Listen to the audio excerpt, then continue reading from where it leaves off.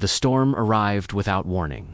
One moment the sky was clear, the next it was swallowed by black clouds that rolled over the valley like a living thing. Noah had seen storms before, but nothing like this.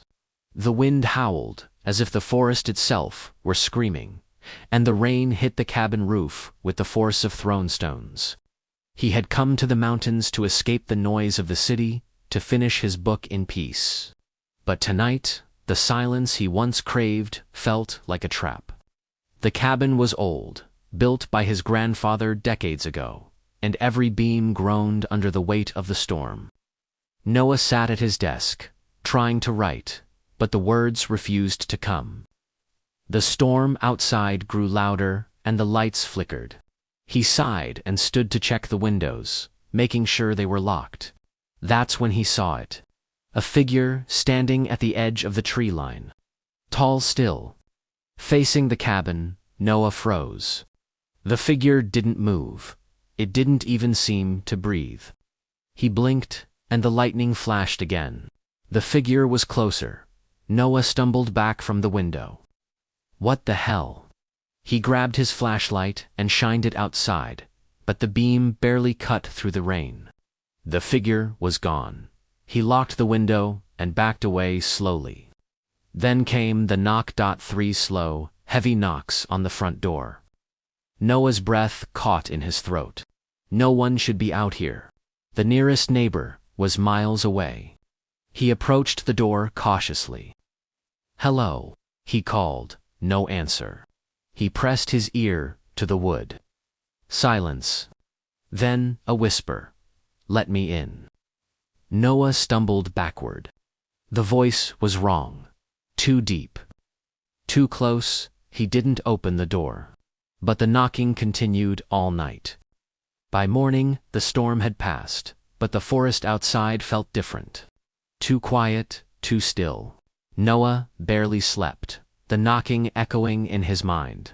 He stepped outside cautiously, scanning the tree line. Footprints. Deep, heavy footprints, leading from the forest to his door. But they weren't shaped like human feet. They were long, narrow, with claw-like impressions at the tips. Noah followed them a few steps before stopping. The prints didn't lead back into the forest. They simply ended, as if the visitor had vanished into thin air. He returned inside and tried to calm himself. Maybe it was an animal. Maybe the storm distorted the shape. Maybe he was over.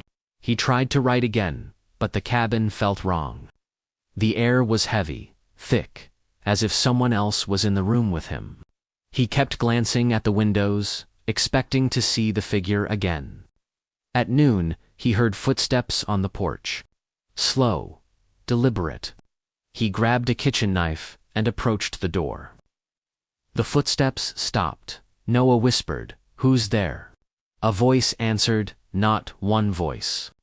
Many. Noah. He backed away, heart pounding.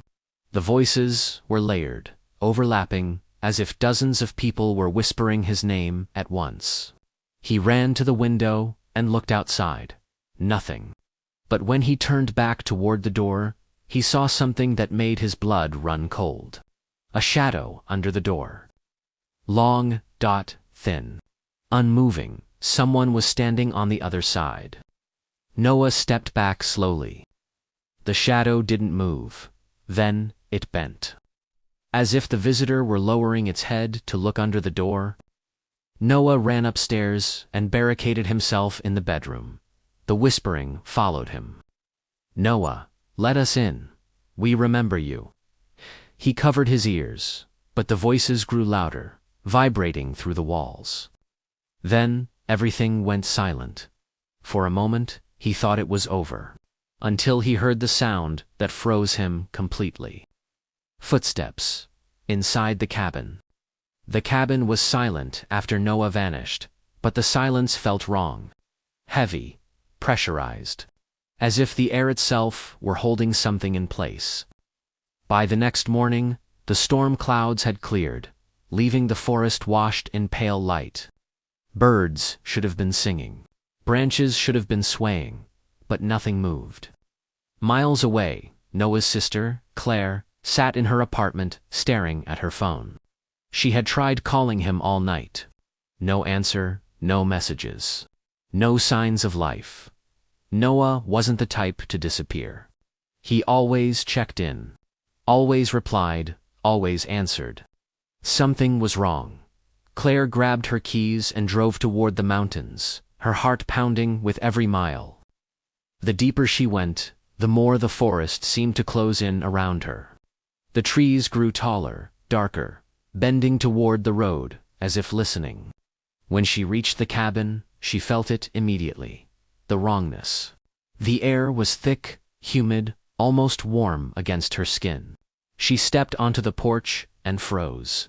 The front door was slightly open. Not broken, not forced. Just open. Noah. She called, softly. No answer. She pushed the door open and stepped inside. The cabin was a mess. Furniture overturned, papers scattered. Noah's notebook lay on the floor, pages torn, covered in frantic handwriting. They came back. They know my name. They remember. They want